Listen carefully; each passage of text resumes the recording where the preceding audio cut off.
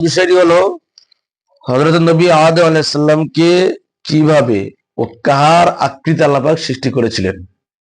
উত্তর, ফেরেশতাগণ তার শারীরিক মস্তক সহ 7 হাত লম্বা আল্লাহর মনোনীত আকৃতিতে আল্লাহ পাক নবী আদম আলাইহিস সালামকে সৃষ্টি করেছিলেন।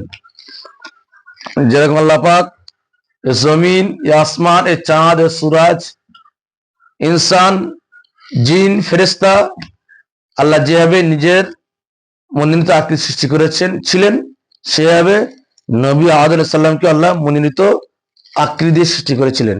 এখানে বিষয়টি হলো অনেকে আল্লাহ নিজের আকৃতি নবী আদমকে সৃষ্টি করেছেন, এখানে মেন এইটারই মতভেদ, সম্পূর্ণ ভুল। আল্লাহ নিজের আকৃতিতে নবী আদমকে সৃষ্টি করেননি, তার মনোনীত আকৃতি, তার পছন্দীয় আকৃতিতে আল্লাহ পাক নবী আদম আলাইহিস সালামকে সৃষ্টি করেছিলেন।